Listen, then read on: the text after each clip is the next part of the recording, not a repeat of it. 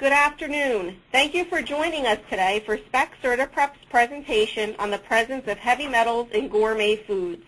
I would like to spend a moment introducing Patricia.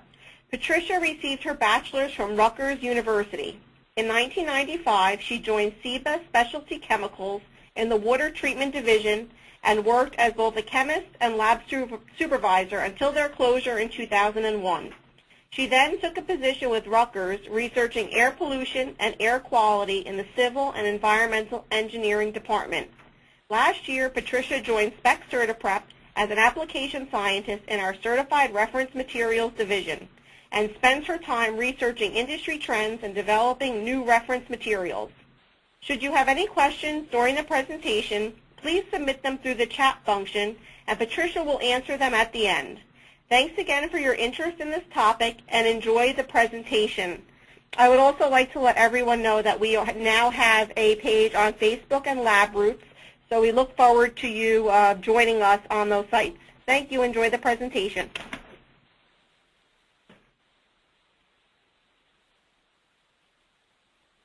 Well, good afternoon. Thank you for joining SPEX CertIPrep's What's in Your Kitchen, the Chemical Gourmet. I want to spend a minute or two just talking about the gourmet industry. Right now, the gourmet industry is predicting that by 2012, they'll reach $96 billion in gourmet food sales. And all you have to do is start looking in your neighborhood supermarkets and on the TV Food Network and other channels to see that gourmet food and the preparation and the use of gourmet food has become a very large business. And with every day, we see more new gourmet products. So anytime you go into a gourmet food aisle, there are a few more items down that aisle that weren't there the year before. Originally, we thought of gourmet foods being high-end products like wine and spices, certain cheeses, meats, seafoods. But now you can basically consider any specialty item to be a gourmet item. And these things now include things like oils, salts, vinegars, different herbs and spices. And the gourmet food industry actually predicts that this trend of more and more gourmet items is going to increase into the next decade. So for our chemical kitchen, we decided to look at 3 products: fish, chocolate, and some specialty salts. We had 7 varieties of fish, both fresh and frozen, including some salmon, tuna, marlin, and some other game fish. In chocolate, we had both dark chocolate and milk chocolate, as well as a chocolate liqueur that we tested. And for the specialty salts, we had a whole variety of different colors, size crystals, and points of origin for our specialty salts. Our first gourmet product we're going to look at today is, of course, seafood. Now, to understand how big the seafood industry is, you have to understand the seafood industry worldwide generates tens of billions of dollars a year and employs directly about 40 million people. Indirectly, it employs about 170 million people. So between the fishermen, the grocers, and the other people in food production, you have a large portion of the world employed some way, either directly or indirectly, with seafood production. In the United States, we consume about 16 pounds of seafood per person per year. But in the world, there's a much larger capacity of 36 pounds of seafood per person per year. And in the U.S., in 2005, we spent $65 billion on seafood.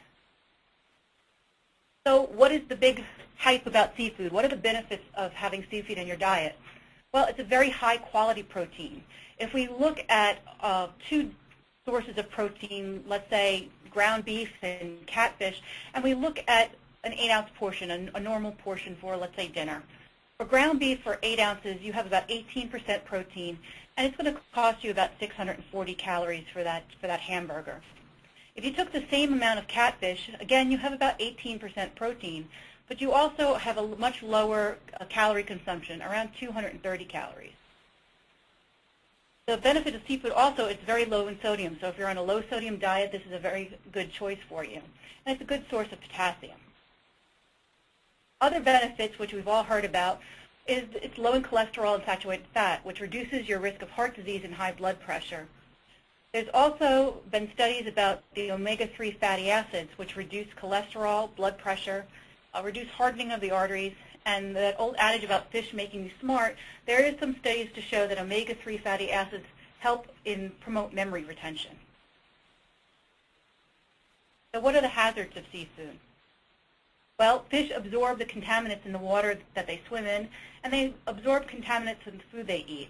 So water from pesticides and runoff from industry can contaminate the water sources and therefore contaminate the fish. The pollutants then collect in the tissues of the fish. And there are basically 4 types of pollutants that most of the time we look for. Pesticides and PCBs are 2 of the types of pollutants. And for the pesticides, they actually concentrate over 1,000 times in the tissue of the fish. And this can cause neurological and reproductive toxicity. The other 2 potential hazards in seafood are mercury and methylmercury. A study in the U.S. showed that 1 in 6 children already have high levels of mercury in their blood. These high levels of mercury have been linked to learning disabilities and brain and nervous system damages. There was a study from the Nevada reservoir that they showed that fish caught from this Nevada reservoir on average had almost half a part per million of mercury in its tissue. So what are the mercury regulations? What does the government say about this mercury in our seafood? Well, it's very difficult to find some definitive limits, and they do keep changing. The first limit was imposed by the the FDA of half a part per million in 1969. About a decade later, they actually raised that level to 1 part per million of total mercury. A decade after that, the FDA decided to stop measuring total mercury and measure instead methylmercury. And as of 1998, the FDA basically stopped testing widespread fish. So what that meant is they stopped testing the fish themselves, and they relied on the industry to actually police itself and to report the numbers of the mercury that was finding in the fish tissue. In Canada, they have a half part per million limit, and the EPA has a reference dosage of methylmercury, which is 0.1 micrograms per kilogram of body weight a day. So in order to kind of put that into perspective of what that means, if you have a 45-pound child, the limit, according to the EPA's reference dosage, is 2 micrograms a day, or 14 micrograms a week.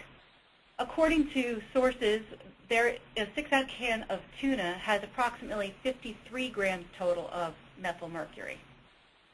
So that means if you gave this child a 6-ounce can of tuna, you would be exceeding his weekly allowance over 4 times.